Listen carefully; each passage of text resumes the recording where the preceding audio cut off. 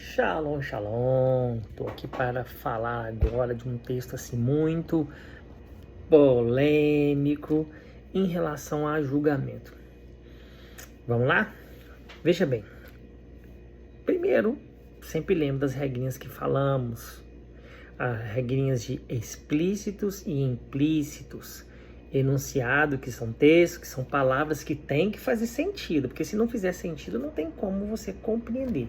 Sentido é aquilo que a norma culta chama de coesão. E também tem que ser inteligível. Você tem que conseguir compreender a mensagem que aquele autor está querendo passar. No caso aqui é a Bíblia. Então sempre lembre que além de coesão tem que ter coerência, ok? Então vamos lá, acompanha aí. O texto é Mateus 7:1. Bem polêmico, né? Não é nada, polêmico. Vamos lá, usar as regras que nós aprendemos de quarta série até sexto ano. Regras básicas que eu aprendi, você aprendeu.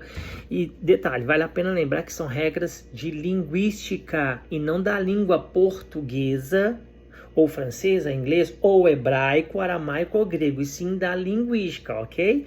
Então vamos lá, Mateus 7, versículo 1, 2, 3, e vamos aqui, acompanha comigo aí, olha só. Então vamos lá. Começa assim: não julguem, vírgula, para que vocês não sejam julgados. Ponto. Versículo 1. Versículo 2. Pois da mesma forma que julgarem, vírgula, vocês serão julgados. Ponto e vírgula. E a medida que usarem, vírgula, também será usado para medir vocês. Ponto. Por quê?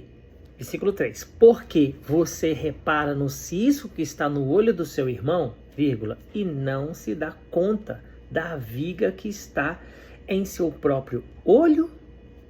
Ponto de interrogação, que é uma pergunta. Agora vamos lá. Detalhe por detalhe aqui para a gente entender, compreender melhor esse enunciado. Essa coesão que faz sentido, que está na ordem correta, na sintaxe, ou seja, que faz sentido. Vamos entender melhor? Vem comigo. Então, não julguem para que vocês não sejam julgados. No texto aqui escrito de forma implícita, ou seja, não está escrito de forma literária, mas o que se pressupõe? Que eu não devo julgar para que eu não seja julgado. Porque se eu julgar alguém, eu também vou ser julgado. Pressupõe isso, certo? No versículo 2, pois da forma que julgarem, vocês serão julgados. Tá vendo? O que pressupõe? O mesmo peso que eu usar para julgar alguém, esse mesmo peso vai ser usado para me julgar. A mesma medida que eu tomar para falar de alguém, essa mesma medida vai falar que o quê? Pressupõe que ela vai me julgar. O que isso quer dizer? Olha só. Como entender isso de forma clara? Supondo que eu viro para as pessoas e falo assim, ó, você não pode avançar o sinal, mas eu mesmo avanço, eu estou sendo hipócrita. Eu estou reparando que o meu irmão, o arqueiro no olho dele, ou seja, que o meu irmão avança o sinal, mas eu não reparo no travessão, ou seja, eu mesmo avanço o sinal. Isso é hipocrisia. Então veja que o pressuposto aqui é bem claro, porque se eu viro para o meu irmão e falo, olha, não avance o sinal, eu tenho que dar o exemplo. É exatamente isso que pressupõe o texto. Fácil de compreender, né? Então veja bem, não está proibindo eu de julgar, e sim falando que eu tenho que julgar de acordo segundo a retidão, a justiça, aquilo que é correto, certo? Fácil de entender, né? Veja bem, para corroborar com o que eu estou falando, 1 Coríntios, capítulo 6, versículo 2 e 3. Lá está escrito assim, não sabeis vós que nós vamos julgar o mundo?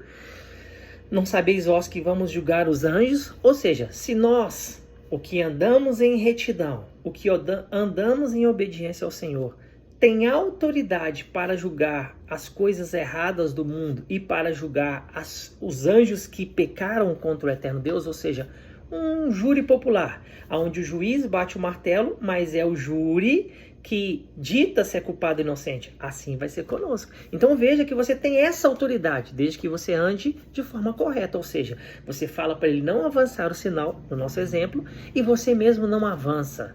Você mesmo respeita esse sinal de trânsito. Você mesmo respeita as regras. Fácil de entender, né?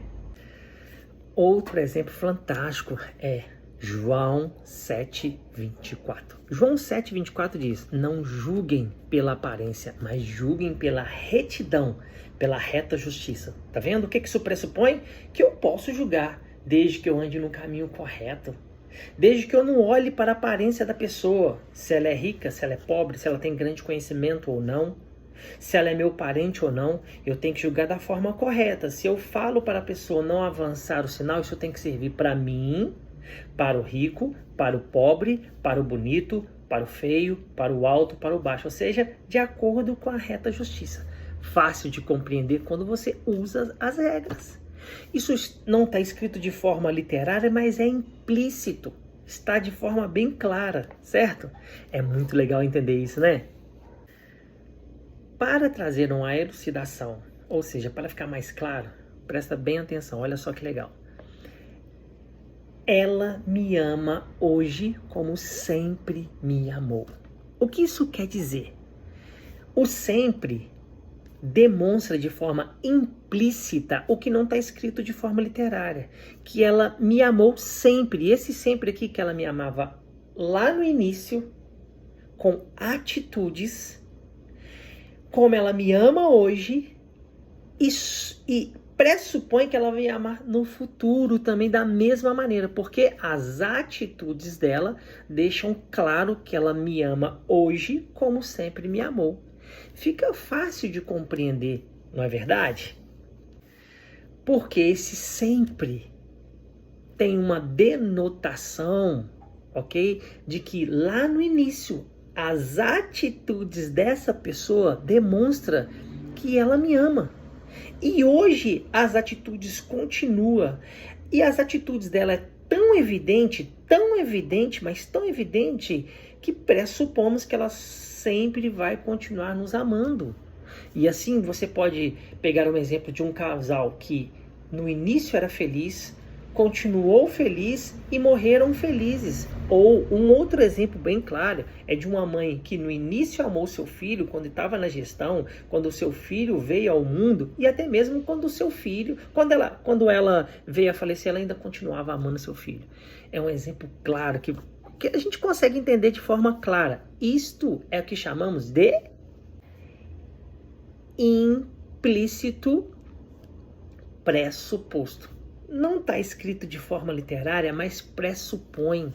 Porque quando nós falamos que ela me ama como sempre me amou, pressupõe que lá no início, agora e amanhã, essa pessoa vai continuar nos amando.